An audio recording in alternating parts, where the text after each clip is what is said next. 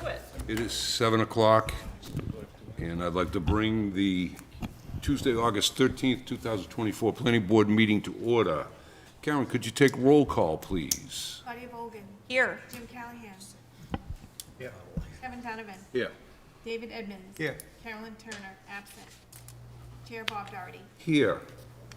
Before the meeting begins, please silence your cell phones and note that this meeting is being recorded. Subdivision approval not required. Plans, we do not have any that I'm aware of. Correct? Correct. Okay. First, under public hearings, regards to amending the zoning ordinance, I'm going to have John actually read the whole thing, all 31 pages, and discuss it. But John's going to read it, and then we'll have a discussion about the whole thing. Okay, let me find the public hearing notice. I do have it right here. I could probably read it. Do you? You got it? Yeah, I probably will need, oh, here it is, here it is. Okay. Okay. Good evening, everyone. I'm going to read the public hearing notice for the set of zoning amendments that have to do with the state's approved, mandated, and it's commonly referred to as the MBTA 3A, non-age restricted multifamily housing statute. And the public hearing notice reads, public hearing to amend the 1985 Woburn zoning ordinance as amended by 1A, adding new section 34, non-age restricted multifamily housing overlay district, the acronym being MBTA-OD. B, adding section 2, definitions, new definitions, the term as of right, and C, replacing section 2 definitions of multifamily dwelling. D, adding to section 2 definitions the term non-age restricted multifamily housing. And E, amending section 6.1 table of dimensional regulations by adding non-age restricted multifamily housing, again, MBTA OD as the acronym for that district, per Mass General Law 40A, Section 3A. And F, amending Section 6.2, additional dimensional regulations to add Note 9 entitled Non-Age Restricted Multifamily Housing, again, the acronym MBTA OD. And 2, the Woburn zoning map as follows. And this is a proposal to amend the zoning map to accommodate the proposed overlay district. And the map is described as follows, that the 10 parcels of land as shown on the plan entitled Proposed MBTA Non-Age Restricted Multifamily Overlay District, again, MBTA OD, dated June 13th, 2024. As an aside, I will present this map in a moment once I get through reading this public hearing notice. Again, dated June 13th, 2024. Map and data prepared by City of Woburn Engineering Department GIS program, which include 100 Atlantic Avenue, map and lot number 100107, Industryplex, map 050101. Those last two numbers refer to the lots and parcels. And then New Boston Street, rear, map 9, lots 0202, or lot designation. And then lot 1A, Industryplex, map 5, lot 0110. 315 New Boston Street, map 4, lot 0708. 317 New Boston Street, map 4, lot 0707. New Boston Street, rear, map 4, lot 0701. 323 New Boston Street, map 4, lot 7 and 6. And then 324 New Boston Street, map 4, lot 5 and 1. And 331 New Boston Street, map 4, and parcel 7 and 5. And the completion of the public hearing reads, and now shown to the MBTA non-age restricted multifamily overlay district, MBTA OD, / City Council President Dillon, per request of the mayor. And that's it. Excuse me, John? John? Yep. On 331 New Boston Street, you neglected to say A. Oop. Okay. Does everybody recognize that? Yeah. Okay. Okay, let me see if I can show you the map I was just describing.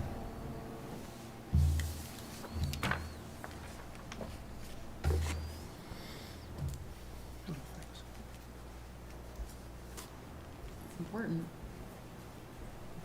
There we go. This map is actually elongated, so I'll start from the bottom of the proposed overlay district and then work my way up. So as you can see, the bottom, it's Anderson Station. The overlay district that's proposed consists entirely of the lots that border the east side of the mass transit line. And the southern border, that green shaded area, the striped area, the southern border, that represents the extent of the MBTA station property, and it's owned by two other state entities. It's MassDOT, the MBTA, and Massport. And there is a managing entity, and that would be Massport. So they're aware of this through publication and being publicly noticed. And if everybody has been paying attention to the news lately, the MBTA is interested in multiple communities participating in the multifamily overlay districts that are being created by state statute 3A. And, you know, all this multifamily, or 75% of it, has to be located within a transit area of your community, whether it's a bus station area or a train station such as Woburn has, or a subway station.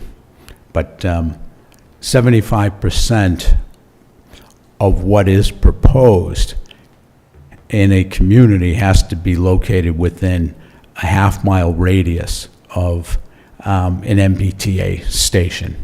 Again, whether it's a train station, a bus station, or a subway station, 75% have to be, 75% of the multifamily have to be located within that train station, the radius of a half a mile. Go ahead, Dave. When you say train, bus station, is it a bus stop?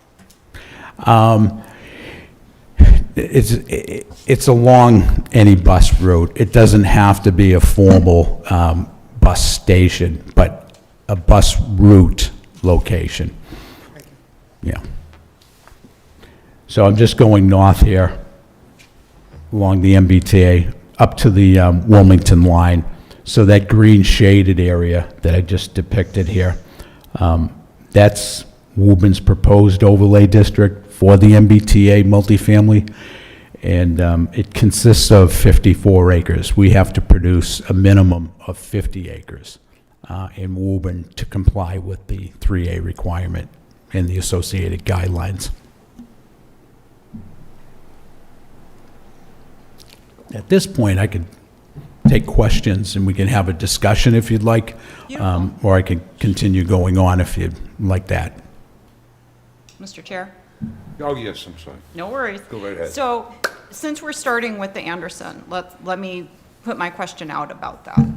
So, not only are we within a radius of the Anderson, but we're rezoning Anderson itself, right? Yes, we're creating an overlay district on top of an overlay district, on top of the primary zoning district. Okay. So, are we counting potential development by the MBTA of Anderson in our count of how many housing units could be produced in this overlay? One thing that has to be understood, and everybody that's focused has been focused in on this. The only requirement by 3A is that each community that is designated an MBTA community, they're required to create an overlay district or a zoning district, minimum acreage that's prescribed for their community. Again, for Woburn, it's 50, and we can stay specific to Woburn. So the 3A statute and associated guidelines prescribe for Woburn to create an overlay district of at least 50 acres in order to accommodate, theoretically, the potential density of 2,631 multifamily, non-age restricted housing units. Now, the likelihood of that happening, but we're not obligated to create any housing because the overlay district being created does not prohibit the city's zoning ordinance, the primary zoning ordinance, from being proposed for development that's allowed within that zoning district. And the same with the existing overlay district. That's the underlying overlay district that will be superimposed by the MBTA zoning district. And what I'm getting at is that any property owner of property within this overlay district can continue to plan for and develop, acquire permits for any use that's allowed, whether it's special permit or site plan review, in addition to MBTA, multifamily housing. The difference is a lot of the uses allowed within the underlying overlay district and the primary zoning district, a lot of the uses require a special permit issued by the city council. The difference with this overlay district, the MBTA overlay district, the planning board would be the site plan approving authority. And there is no leeway of denying an application. The board will be restricted to site plan related conditions, not special permit related conditions. So Okay. that is a big difference. So let me just repeat back to you what I understood. Yeah. The question was, could the MBTA decide to take advantage of this Anderson inclusion in this overlay district to decide to put housing units somehow on Anderson? Oh, yeah. And so the answer to that was yes, I Yes. got. Yeah. And then the question I had, the follow-on question is that potential housing unit development factored into the number that we are looking at as, okay, we need to approve or have a number of what, something like 2,600? 2,631. Right. So does that 2,631 number include what the MBTA may someday in the future decide to do with Anderson, or does that number not include it? No, it includes it. That's what is required. In the zoning ordinance that is before you for review in action relative to sending a recommendation to the city council when we're done with our review, the overlay district takes into consideration that the density provisions that are prescribed in the zoning ordinance that we're looking at 7 stories max, 80 feet in height, that's the existing zoning allowances in the overlay district that exists within the MBTA overlay. So we're not changing the density provisions, but you can put, or a developer could build all 2,631 MBTA multifamily units within this overlay district. Now, this overlay district is not entirely within the MBTA property. There's 39 acres within the MBTA property associated with this 54-acre overlay district. But I really want to make it clear to everyone, the overlay district is strictly encased on the east side of the rail line, and from the south border of the MBTA property, and that's, if you go up there, you can see the south parking lot. The south border of that parking lot is the south border of the overlay district, and then it extends all the way up to the Wilmington line, and it encompasses the entire lot areas that are cited in this public hearing notice. So there are 10 of them. So from the south border of the Anderson Station property up to the Wilmington line, all lots that directly border the rail line on the east side, that's the overlay district.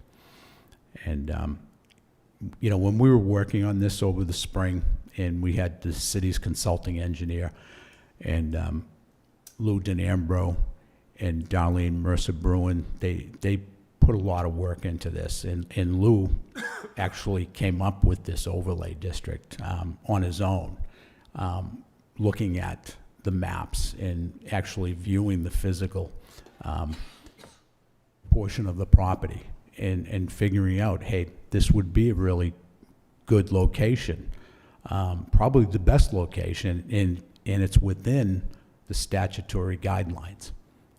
Every 75% of all 2,631 units, it's roughly 1,900 units, 75% of those have to be located within a half-mile radius of Anderson. What was also on the table was Mishawum Station, but the state was recognizing Mishawum Station as a station that's used, and in fact, it's really not used. And no one really liked the idea of going that far south with this overlay district proposal. So we were able to figure out, hey, we can locate the 50-acre minimum at the MBTA property and keep it that far north. And it's in keeping with, that location is in keeping with the strict requirements of the guidelines. And if you read the guidelines closely, it's all about providing multifamily housing as close as possible to mass transit. Because, Okay. yeah. So I just wanted to be 100% sure that folks understood that even though perhaps an idea was floated that, if we include Anderson as part of this, well, that's not going to get developed as multifamily housing, that may or may not be true. We can't predict the future. We don't know what the MBTA's plans are with respect to, public-private partnerships, things of this nature, and I just wanted to be sure that that had been taken into account with the numbers, and you're assuring me that that has been taken into account. Yeah, Right. Right, exactly. But this overlay district is not going to preclude a mixed-use development, multi-use development that could be developed on that property. So it would correspond with the MBTA. The MBTA overlay district is not going to prohibit any other uses than just multifamily. It will allow for all of the uses to be developed in accordance with market conditions.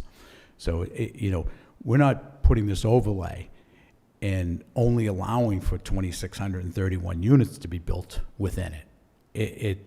It may end up being 100 units, and the rest of it biotech. So here's a Light question. industry. So John, thank you for bringing that up. Could it be 3,000 units? Could it be more? Density-wise, the max within the 54 acres that we're designating as the overlay district, the maximum, it's cited in Jeff Davis's letter, our consultant, and it's 2,657 or 2,662 units, so it's not that much more. 2803, does that sound right? 2803, yeah, he does cite it in there. That would be maximum build-out for multifamily within the 54 acres. Again, that's, it's impossible to imagine in any type of scenario that amount of housing being built there. Because in today's economic development environment, mixed use is really what the market's calling for. People want to be living and working in close proximity to one another. And, everybody really wants to be able to jump on a train and get to the main hub of activity in any metropolitan area, and that being Boston. I mean, this particular site's probably one of the most attractive multifamily, multi-use locations, really in the state. And especially taking into consideration that, we do know it's a Superfund site right now. It's a managed Superfund site. But Superfund sites, except for the extreme, and they refer to them as level 3, this isn't a level 3, this is a level 1 and 2. They can be developed. They can become economically developed, vital parts of a community's revenue stream and jobs creation and housing Well, locations. John, what you've done is answered my question, because as you can imagine, after many, many years on this board, I just hate to be surprised. Yeah. So I'm asking the questions that I would want to have asked on the front end, rather than be surprised on the back end that the number was different, right? Yeah. Based on someone's assumptions that, no, the Anderson wouldn't really be developed. And you're telling me, no, don't worry, we've calculated based on an assumption that Anderson somehow was developed, right? Right. Awesome. Yeah. Okay, on to my next question. When you listed the numbers of New Boston Street, you listed 315 New Boston and 317 New Boston. Why wasn't 316 New Boston included? Because didn't we approve a bunch of units on there that got built relatively recently? And I'm just sort of wondering, well, I think it was Darlene that had a point sometime several months ago, which is, why aren't we getting credit for what Woburn has already done in multifamily housing? And I'm just sort of staging, well, there have been multifamily developments in this area, and I'm just wondering, well, is there any way of including them and getting credit and not having to get quite as many new potential units? And I don't know the answer to that, John, so I'm posing the question. Just, we've got 315 New Boston Street, Yeah. 317, and I recall 316 as having a bunch of units on it. Yeah. No, that totally valid question, and that's what really stuck in the craw of the previous administration and pretty much everybody on the council today, is that Woburn, probably more so than 95% of the communities out there, stepped up to the plate with smart zoning, the R zoning district. and created an enormous amount of multifamily. I think the tally is 3,400 apartment units were permitted in Woburn over the last 20 years, 15, 20 years, and many of them are actually built. And we went along with that, smart growth. A lot of communities balked at it once they realized what they created and put moratoriums in place. I'm sure you heard those stories. Woburn continued to allow for all the multifamily development, which came... Are we getting credit for No. example, 316? Well, this law came about as a result of COVID. I would best describe it myself. Not many people realized what was going on in the State House when this law was being crafted and when it was signed into law. It really surprised a lot of people outside of, the movers and shakers in the State House. So when it came out and said, hey, guess what? In addition to smart growth in those communities like Woburn that allowed for all this multifamily housing to take place in the last 15 years, oh, by the way, now you're going to have to allow for 2,631 more units. Okay, and it's like, so I'm getting the sense that even though we've got a parcel, right, that's kind of super duper adjacent to this thing that Yeah. we're creating, I shouldn't say thing, that's, this new overlay district, right? Yeah. We have a parcel, and there's maybe more, right, up there that I recall from the past, God knows how many years I've been sitting here. But is there any way of getting credit? Is it, any sort of creative way of saying, oh, well, let's add 316 New Boston to this, and look at that, we've got, a number of units, and we don't have to build as many. Yeah. Does it at all work like that? No, and that question has been posed officially at the state level by the city of Woburn in many other communities. Hey, what about what we allowed for under smart growth? And the answer coming back is, sorry, that's not part of this discussion. The law has been changed. The law has 3A guidelines, and every community is required to comply. And if you do not comply, you're going to start losing state aid. Now, Okay, so the answer to the question is there any way of including, let's just take new 316, right? It has, 300-something units on it that's either just been built or recently built, right? And so the question I had is, well, it's so close, right, to all of this, that would there be any benefit in just taking that as a for example, right, to educate me? No. What's been built, what's been permitted, I guess I'm going to give you the short answer instead of my elongated path down a winding road, is no. Anything that's been permitted already, whatever's been built, doesn't apply. Okay, well, I just wanted Yeah. to be sure we had that conversation, because that is a question, obviously, Yeah. right, that has come up. Yeah, I mean, can I just get into a little bit of a history lesson?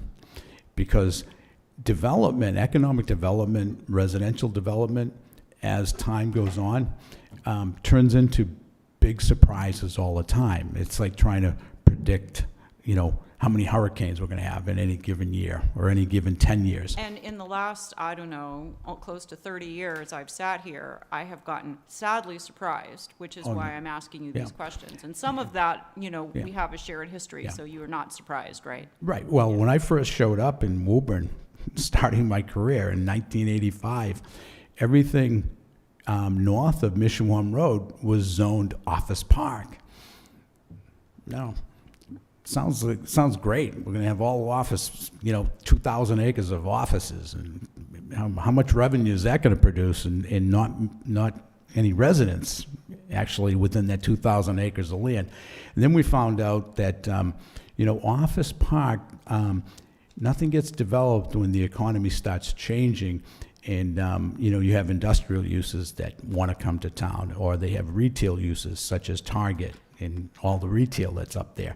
And then, 20 years later, all of a sudden that land is very attractive for multifamily. And, it's economic development really happens along the line of what's hot, what's not.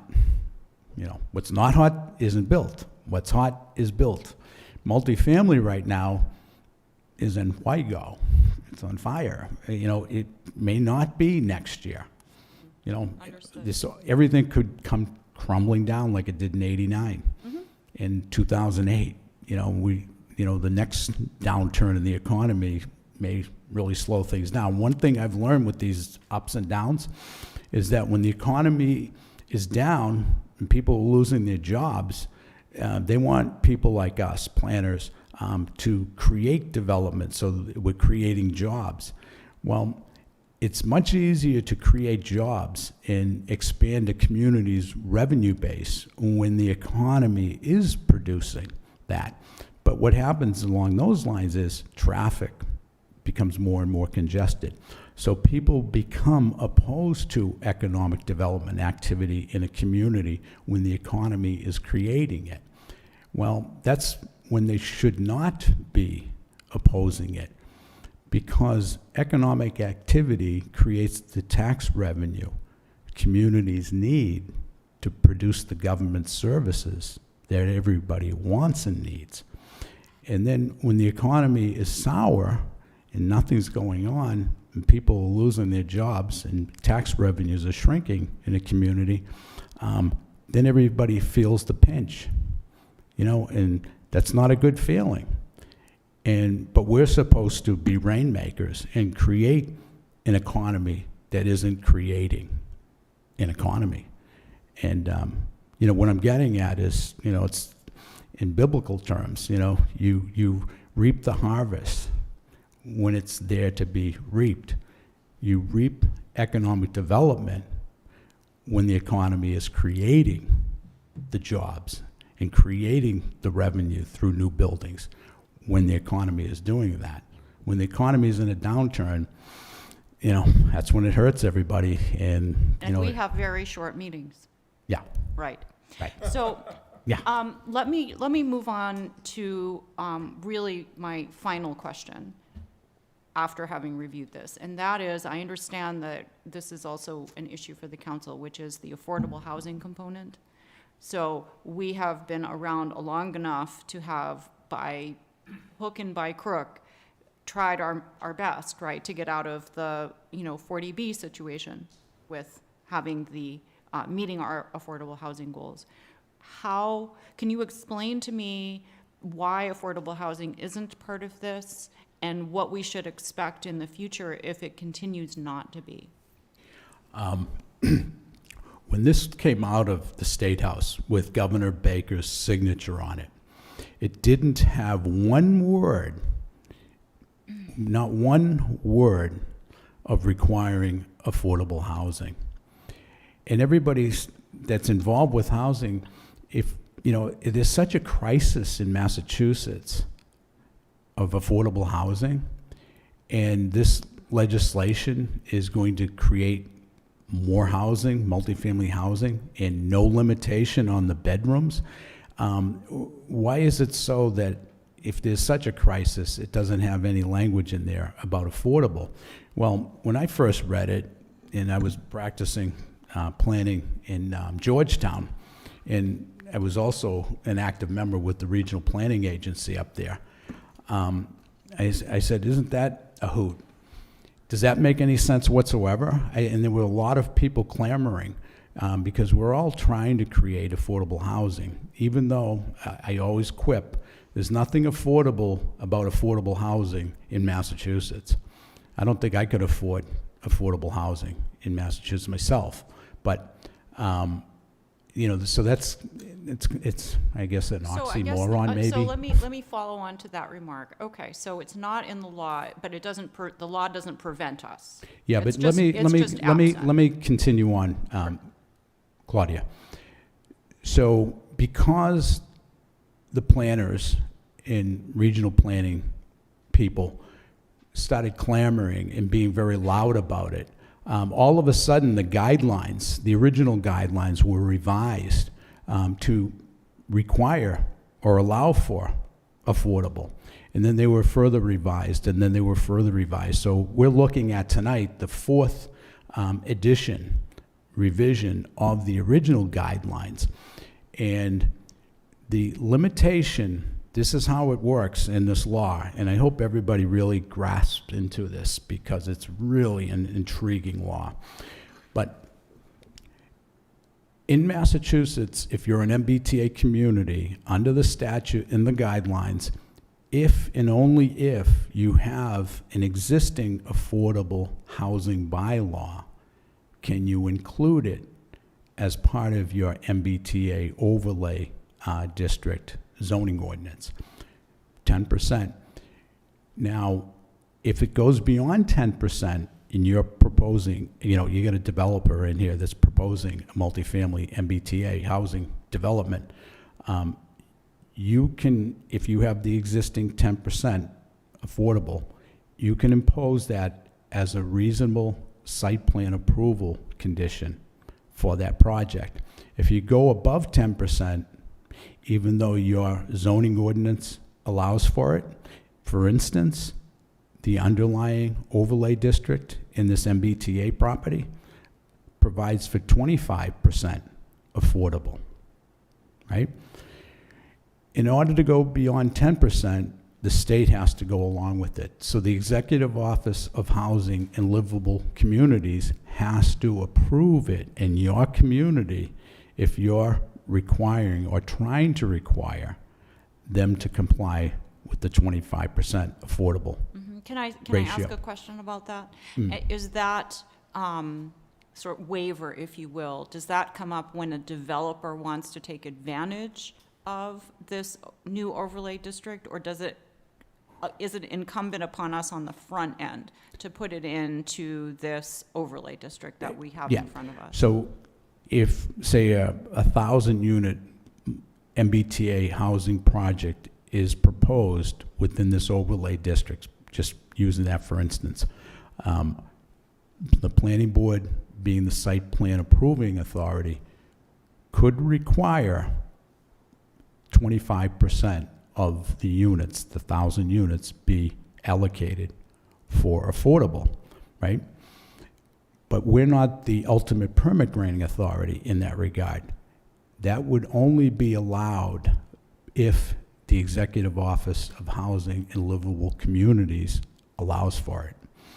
And there's an analysis that has to be proven in that approval because the developer has rights too. They can say, Woburn has not proven that they need 25% affordable in that overlay district. They have not proven the need for that. We're only going to allow for 10%. So the developer, negotiating with the executive office, they can prove their case that, Woburn didn't prove the situation where 25% affordable was justified. So we could get knocked out. Let me make sure I understand. What I'm hearing is that an affordable component does not need to be a part of this new overlay district. Why? Because the law that created this overlay district situation allows for Woburn to impose the same affordable housing components that are true elsewhere in the city, 10%, as well as potentially impose the 25% that is existing in this area without us having to include yet another affordable housing language in this overlay district. Is that correct? Now, I'm not really following you, but So the question, John, is, do we, as the city of Woburn, need to insert affordable housing language into this new overlay that we're looking at tonight, or is that not the way this works? no, I would recommend that we do go forward, with any action, to take that into consideration and to vote on it so that my opinion is that we should instill that language specifically in any recommendation to the city council. And I would go further. I would say that it is our, I'm just suggesting this, it is our recommendation that this particular overlay district represent and recognize the underlying overlay district that requires 25% of the units to be designated as affordable. That's what I would recommend. Yeah, I would agree with you, because what you're basically saying is, okay, 10% would be the minimum. Right. And Yep. then if we, if the developer and the city and the agency responsible come to some sort of agreement that 25 or 20 or something more is justified, that can happen, case by case. Right. Right. Yeah, and we should John, di- I agree with you. Yeah, and we should dig in our heels, and when we're reviewing projects, I'm just anticipating they'll come forward, dig in our heels and prove our case. You know, and I think it's an easy case to prove. I mean, if affordable's not affordable, how is market rate affordable? You know, so. Yeah, Yeah, that makes yeah, a lot of I sense, mean, John. these people that are putting these laws into place, you just wonder, where are they coming from? What are they thinking? You know, if we have such an apparent crisis in affordability of housing, and they pass massive legislation like this, it imposes a huge burden on communities, a huge burden, and there's nothing affordable about it. So with the language that you're thinking about, at least we as the city of Woburn can fix it Yeah. for us. Yes. Correct? Yes. Beautiful. Yeah. Nicely done. All right, those were my questions. Yeah, Thank you. and by the way, can I just add on this, because this is the topic and, you know, of utmost importance for the city council, as they expressed to me and as they expressed to you in writing. If this board wanted to actually, and I don't know if you want to take action tonight or table it or continue this hearing to another date, but that's the most important aspect of this, is to include in the recommendation that we realize and recognize and we feel warranted that this particular overlay district specifically recognizes the underlying overlay district that requires 25% affordable for any residential development, and in particular mixed use development. And putting it that way shouldn't, because I guess whatever the city of Woburn ultimately passes has to pass muster with the state, right? Right, that's So, correct. so you would formulate this recommendation in such a way to comply with whatever fourth generation, right, of reg has come out Yeah. on this issue, so that we should be okay, and at the same time have the maximum ability to mandate affordability. Correct. Awesome. Yep. Thank you. Yep. I am set. We all received an email from Councilor Bruin, and she wanted it submitted to our minutes. So if someone would like to make a motion, Sure, motion to accept in the public record. okay. Second. Second by Dave. All in favor? 5. So Karen, you can just put that in the minutes. Okay. Accepted. Anybody have any more questions? Dave? So just as a follow-up to what Claudia asked about the 25%, I remember a conversation we had when they were building the Woburn Mall out, and there was some discussion that if you went to 25%, it counted as 100% towards the affordable housing numbers. So does that mean that that would also happen here? That's not written.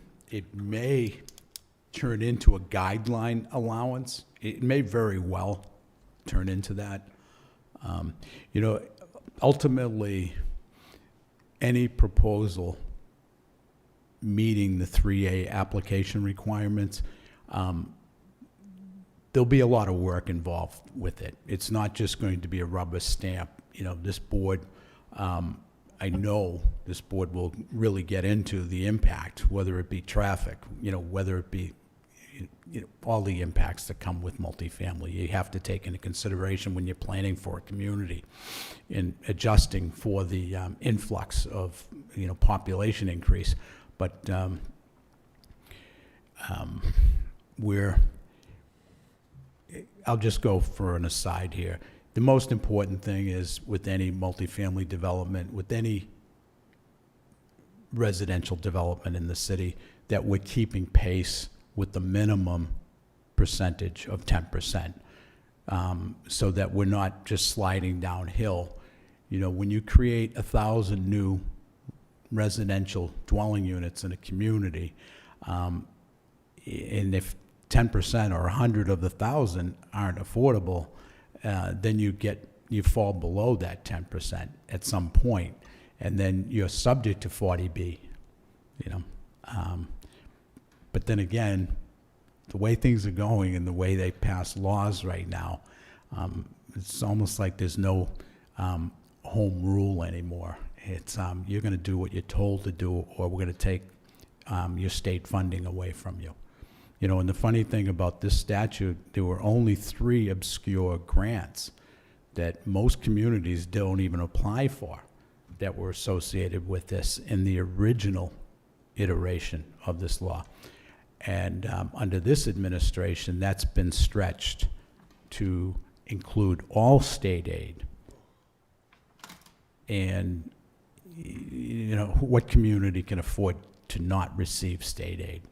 So there's a big, you know, carrot and a bigger stick involved with this, that, you know, you can't afford to really not play So our job is to manage it. right. Aren't we at As best we 15% can. now? I thought it was 15. I think we're at 15 now, aren't we, as a city?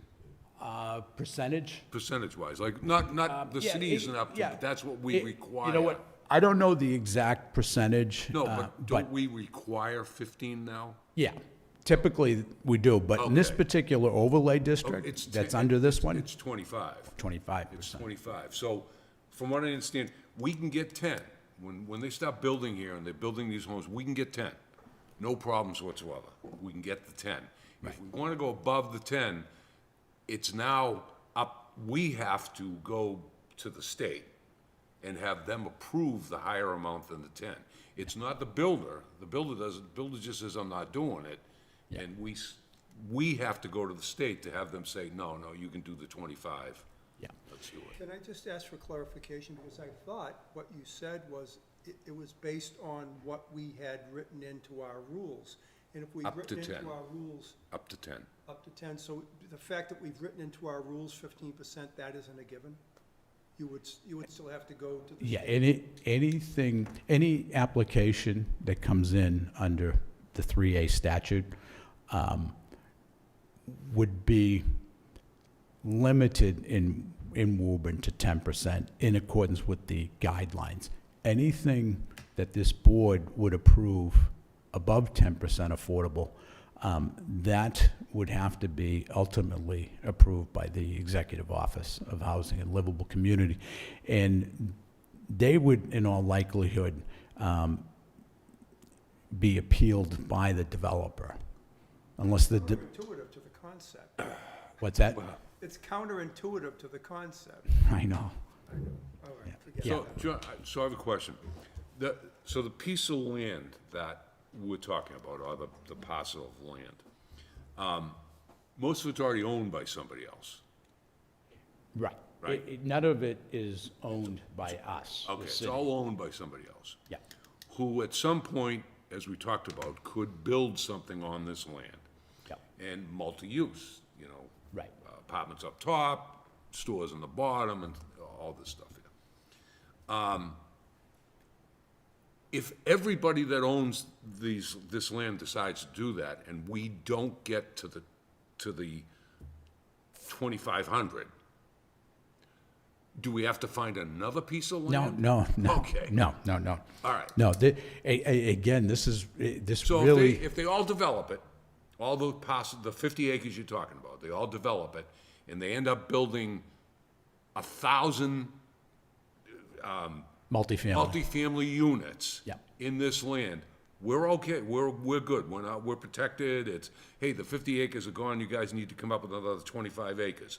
We're not, as far as you know, we're not gonna hear something like that. right. Well, the other thing to take into consideration, if they apply for a mixed use, but not under 3A, because mixed-use residential is allowed. They can create any configuration they want because they're complying with the zoning of the city. I want to word this as precisely as possible. And again, I said this earlier. There are multiple uses that are allowed within the primary zoning ordinance that can be applied for, fully applied for and permitted. And then you have the overlay district, the Commerce Way Right. Transit Overlay District. That's another mixed use, multiple uses, biotech, high-tech engineering, you name it, whatever the future of our economy is going to consist of. Many uses are allowed within the underlying overlay district in the primary zoning district of this property. Those uses can still be applied for. They're not prohibited from being applied for because this is MBTA overlay. No, this is not restricted to MBTA overlay. So if they didn't want to build any units, What's that? if they wanted to build a building, Yeah. but they don't want to build any multifamily units, it's not part of the plan, they can do that under the Commerce Overlay District. They can refer back to that Yeah, and build that. yeah. They Right. don't have to put the multifamily units in their building. Right. And you know what, when you really think about this for Woburn, because we have such a strong track record of allowing for multifamily and mixed-use development with special permit, well, a special permit for that type of use, mixed use in Woburn, is not an impossibility of getting approved in the city council. We have a huge track record in that regard, especially over the last 20 years. So the only advantage for a developer, MBTA by right, well, if they don't want to do affordable, you know what I mean, or they don't want to build in strict accordance with 3A, they can still go forward with whatever development complies with our zoning. And that's what we'd be permitting. So this law doesn't really apply as much as it will in other communities that fight tooth and nail multifamily. Woburn's, I think, has had a lot of foresight in realizing the benefits of mixing things up and creating that economic base and that housing base that really strengthens a community's overall future. We're not, it's not like in the old days where you have an automobile factory in Detroit and all of a sudden that dominates the whole economic base of a community. And what happens when they start building cars everywhere else in the world, and all of a sudden Detroit's not the #1 car builder location? A city like that fails. The same with the steel industry in the so-called Rust Belt. Those states, they suffered until they've now created new economies. You heard this morning, Massachusetts is the #1 state to live, work, and play in the country. With all of what we do wrong, we must be doing a lot right, because, you don't get #1 out of 50 states if you're not doing it. And Massachusetts does have a very lot to be and feel fortunate about. We've got a lot going for ourselves, and our climate's not too hot. It's not too wet. The mountains aren't too big. The ocean's not too deep. We all enjoy everything around here. And, we have so much going on for us. And let's be selfish, Woburn is okay. Woburn's more than okay. The future for Woburn, as I see it, it's a triple A. It's got the location, it's got everything going for it. And you know what? If it wasn't, and I brought this up at a meeting the other day, if it wasn't for that Superfund site and what took place, a century and a half ago, we would have had, AAA development, all along. And, we wouldn't have had to struggle during those early years of the 80s and early years of the 90s. It was really hard to try to attract good quality businesses to Woburn back then. It really was, because there were other places that had cleaner environments and weren't wrestling with, the number 2 Superfund site in the country. Well, that really is all past us, because we weren't the only ones. When it really came to be, we weren't the only ones with a Superfund site. They were all over the place. We were lucky enough to conquer ours. And, it took a long time. And we're just now breaking through that. And sky's the limit in the next 10, 15, 20 years, as far as, Woburn's location, 12 miles outside of Boston. We got the mass transit. We can be anything we want to be from this point going forward. We struggled and were hamstrung and hogtied with that Superfund site for so long. It was sad. And we were the butt of the jokes, for a long time. And I was the planner back then, I'd like to bring this back to, we can catch that on PBS. So what would the board like to do here? Because I think we've all read, yes, John? Can I mention one thing? It is a public hearing. I don't know if you want to. Well, I will. I nope. will in a second. Nobody's but here. Don't worry about it. There's really no public here, so. But He said he didn't want to talk. if you all read it, do you feel comfortable with everything that's in here? On top of adding the 10%, making it a requirement, not just a suggestion, but a requirement in here, the 10%, to actually vote on this tonight to send it to the city council?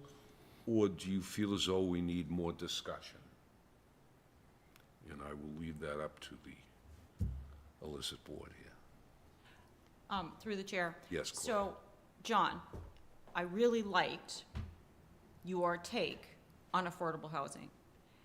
Would you be willing to, if we were to vote this out tonight, subject to our sort of general discussion about putting a 10% affordable housing requirement up to 25% with whatever language needs to be in there to pass muster with the state? Yeah. And to give us the maximum amount of protection in this affordability context. You have convinced me that there is no better way of structuring this particular overlay. I'm very persuaded by having heard that the ward alderman was instrumental in putting this together. I certainly would defer to the elected officials in that area. So I personally would be comfortable voting it out with the requirement that an additional provision be drafted by the planning board director dealing with the affordability component as per our discussion. So that could be a form of a motion if anyone would be willing to second it. And before you. Oh, I'm sorry. First, we have to get the public hearing going. I'm sorry. Yeah, and I want to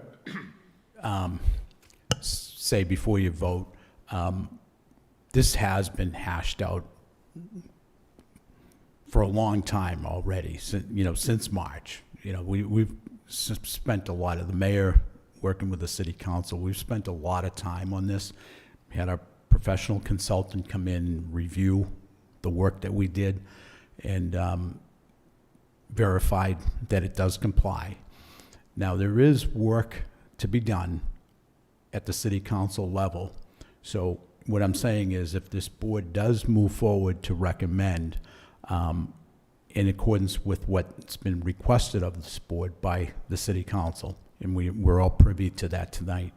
So we send this recommendation that could result later in this meeting, we send that to the council. The council is going to put a lot more work into this. They're not finished with their review, and they've been thoroughly engaged in this whole process. So if board members want to witness and participate with their review, I'm sure you're more than welcome to join that, in addition to the recommendation that I feel will result from tonight. And you're really spot on. You're exactly spot on in realizing through council input for this evening's meeting that we want to protect the city with that minimum percentage, 10%. But I think going beyond the 10%, that will ultimately be up to the council to decide. And if we recommend that they recognize the underlying overlay district calls for 25%, it's going to strengthen our case, the city's case, if in fact that's ultimately what we put pen to paper, black and white, and that's going to be our zoning ordinance, you know. The state might not be that concerned with affordable, but we are, right? Right, Right. for sure we are. All right. Yes, Jim? My question is, just a thought about the 10 versus 25%. That although we're just a recommending body to the council, I think it may behoove us to propose it as 25% and run it by the state up front, because this is not an approved plan.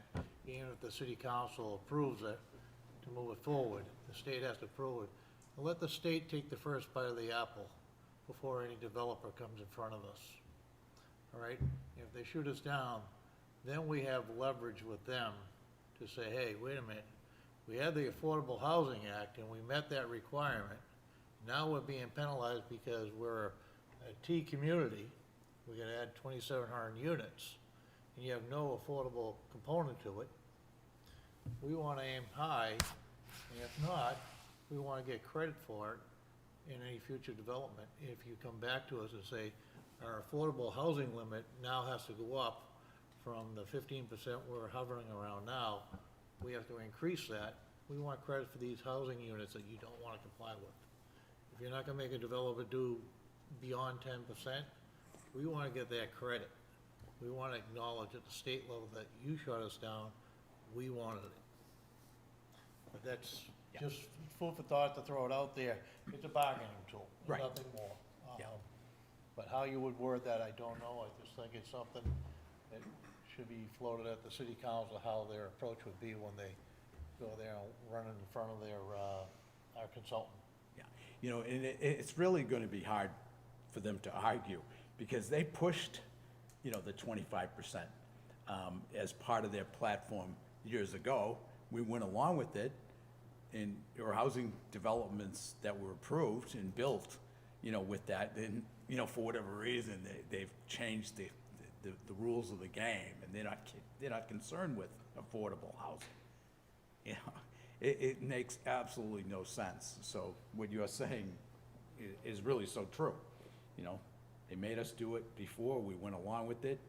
It resulted in a lot of affordable housing being built. And, you know, what's different? There's still this housing crisis that exists, and, you know, you're not promoting affordable housing?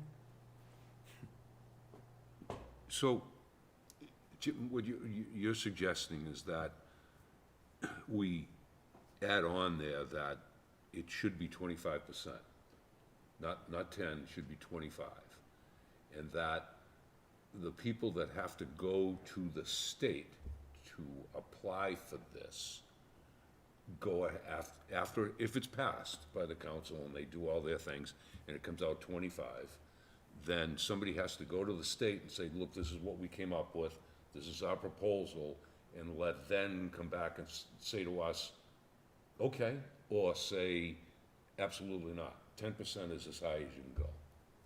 Let them decide. Correct, through the chair.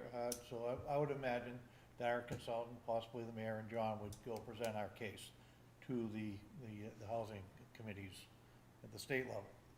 And if they do balk at it, then now they're on record as shooting down the affordable component of it. What I think everyone here agrees is somewhere down the line, they're gonna come back and they say, we missed the boat here, then we wanna change rules back, so we can incorporate it. And if such, that happens, and we get shut down and it stays at 10%, well, we want another bite at the apple to rewrite our proposal.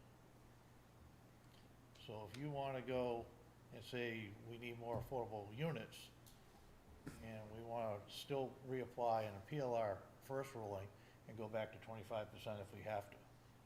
Now, they're on the hook, no matter which way you slice the bread. So, that's my only point of view, it's just a bargaining chip. I think the players that have handled it to date at the city council are well aware of all the, scenarios, I'm just throwing it out there, that's all. I'm quite comfortable with the 10% right now. I think it's just a conversation that John can have on our behalf. Because you're also going under the assumption you're dealing with rational people. So that's like the biggest one. All right, so this is a public hearing, so I'd like to invite anybody from the public to come up here and speak in favor or against. Seeing none, Motion to close. a motion from Claudia to close the public hearing. Second. Second from Dave, all those in favor, 5-0, passes, the public hearing is closed. On that, I will entertain, I guess, a motion on. Does the planning board director have a recommendation? Yeah, I forget to ask him all the time. Yes, I have a recommendation for the planning board to consider sending a favorable review to the city council resulting from tonight's public hearing, in that the zoning ordinance as written and presented and discussed and deliberated on by this planning board this evening, be adopted by the city council to include the proposed overlay district, with the caveat being that the affordable housing percentage of upwards of 25%, recognizing the existing overlay district for the subject property does provide for that. And that the council may want to deliberate on the exact percentage that the state would allow within the statutory language and the associated guidelines. So moved. Second. Motion to accept the director's recommendation by Claudia, seconded by Dave. All those in favor? 5 for, none against. John, let me just say that you and everybody that's worked on this, in the period of time that you've had to do it, you've done a great job. It really, as I was reading it this week, it was so thorough and good.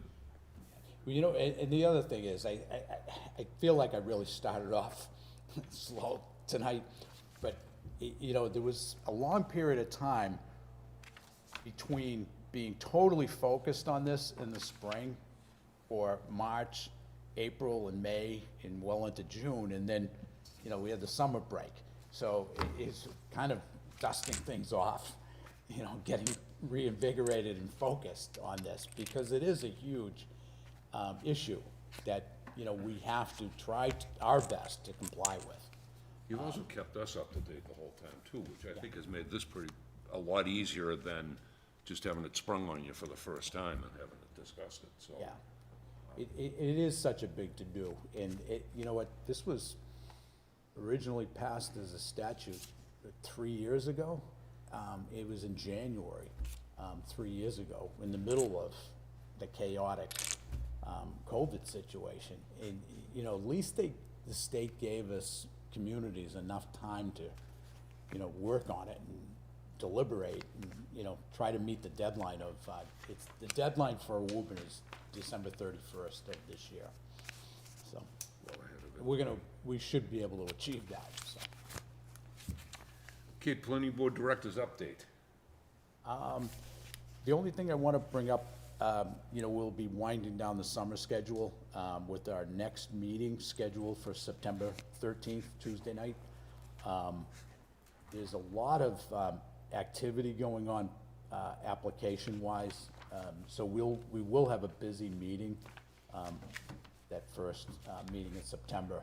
And I really can anticipate a busy fall season for us. So, you know, have your fun, because post Labor Day, it's coming at us. I really would like to also bring the board up to speed with all the activities that are going on throughout the city, but in particular downtown. Again, from our last meeting, if you haven't had a chance to go up to Magazine Hill, you'll see up there a really well-structured parking platform made of aggregate material, all compacted. And the DPW crews did that in-house, and at a very cost-efficient amount of money. All that work that was done up there was under $30,000. And, you know, it's a good parking surface now that people are starting to take advantage of. And as far as the redevelopment authority is concerned, Casey, Karen, we've all been working really hard, and we do have a contract under consideration for a real parking management plan to be developed and hopefully this time adopted for the downtown area. It's long, long overdue. You know, ever since they took the parking meters out from downtown back in the 60s, there has not been a real parking management scenario going on downtown. So we're trying to really introduce that once and for all, and that's another big to do. You know, we did, the DPW, at the request of the mayor, cleaned up the perimeter area of the parking lot, the municipal parking lot just north of the restaurant. So a lot of people refer to it as the restaurant parking lot, but if you go by there and notice, there's it's all been cleaned up and stone put down, and there's some greenery planted in the front of that parking lot. So that's really looking good. And we've really focused in, working with the mayor, on really cleaning up the downtown. The islands are all mulched and weeded now, along with the common. And there's a couple of trees that really need some attention. The flowers look great, the flags look great. I don't know if you noticed the Adirondack chairs that are out in front of the library, but a lot of positive feedback from those, and that's all, again, the redevelopment authority with Casey. And we do have a parklet that's been ordered that should be delivered any day now, and we're going to try to implement street side dining in an area of downtown and see how it goes. But this parklet can be taken down and maneuvered and put anywhere we might want it to go as a productive part of our public infrastructure, mobile. What else is going on, Karen? Pretty much covered it. Yeah, you know, one thing, we did have a big neighborhood meeting in regard to the Tachi property, and it's a proposal for a multi-family development. And the public meeting was 2 weeks ago on the Tachi property, and the biggest concern that came out of that meeting is for the city to tackle once and for all the standing water associated with the former canal location, and how that standing water floods out the backyards of the properties along Hart Street. And, you know, that we spent some time today with an engineering group, and there is a solution to it. And the whole idea is to stay with the solution and bring it into fruition. And I think we really have the chance to help alleviate the degree of flooding that exists in any given year along that route, or along that neighborhood, the backyards. Great. Can I just ask, on the meetings in September, is it Tuesday the 10th and Tuesday the 24th? I was gonna say that, because the 13th is a Friday. Yeah, Yeah, what did Okay. I kept on saying the 13th. You did. no worries. But is it the Okay, 10th? so the next Yes, planning it's board the meeting the is second Tuesday and the fourth So it's Tuesday. September 10th. September 10th, and then the second meeting in September is September 24th, is that right? For some reason, it's not in my calendar, that's why I'm putting it in right now. Thank you. Mr. Chairman, I do Yes. want to thank Claudia for focusing in on this law and, you know, putting my feet to the fire. I love being tested. Happy to help, John, Thank you. anytime. You're able to bring sense and logic to a To the meeting. unsensible. All right, we have minutes in front of us. For those that were here, I abstain, yes, as you well should. as I well should.